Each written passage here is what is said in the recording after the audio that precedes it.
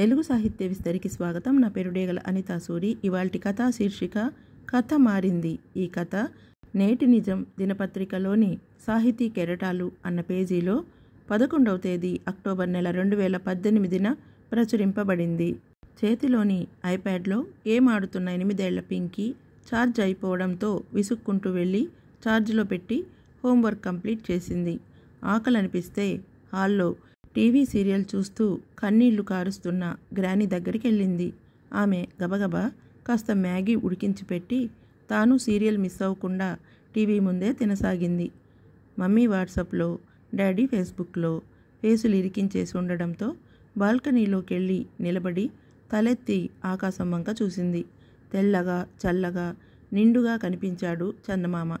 బాగా పరికించి చూసిందేమో.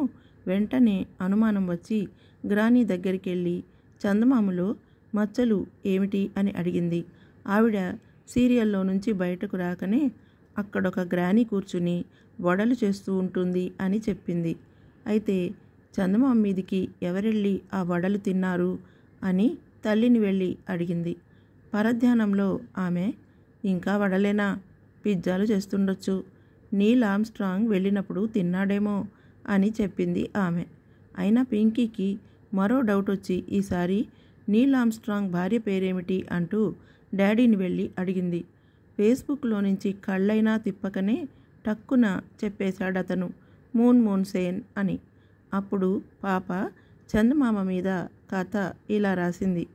మూన్ సేన్ అనే ఒక రాజకుమారికి వడలు తినాలనిపించింది. భర్తైన కింగ్ నీల్ ఆర్మ్స్ట్రాంగ్కి చెప్పింది. అతను చందమామ అనే ఊళ్ళో ఉన్న తన గ్రానీ దగ్గరికి వెళ్ళి వడలు చేసి పెట్టమని అడిగితే ఆవిడ ఈ కాలంలో వడలెక్కడున్నాయి అంటూ పిజ్జాలు చేసి పెట్టింది. అతను కొని తిని భార్యకు తెచ్చి ఇచ్చాడు. అలా పిజ్జా అనే కొత్త రెసిపీ భూమి మీదున్న జనాలకు తెలిసింది అంటూ.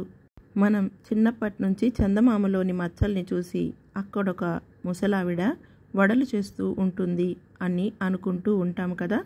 ఆ కథను నేటి జనరేషన్తో లింక్ పెట్టి ఈ విధమైన కల్పిత కథను ఫన్నీగా అల్లటం జరిగింది. మీకు ఈ కథ ఫన్నీగా అనిపిస్తే కామెంట్ చేయండి. మీ బంధువులకు, స్నేహితులకు ఈ వీడియో లింక్ని షేర్ చేయండి, లైక్ చేయండి. మరిన్ని వీడియోల కోసం మా తెలుగు సాహిత్య విస్తరి ఛానల్ని సబ్స్క్రైబ్ చేసుకోండి. మరొక ఆసక్తికరమైన వీడియోతో త్వరలోనే మళ్ళీ కలుద్దాం. అంతవరకు సెలవు. నమస్తే.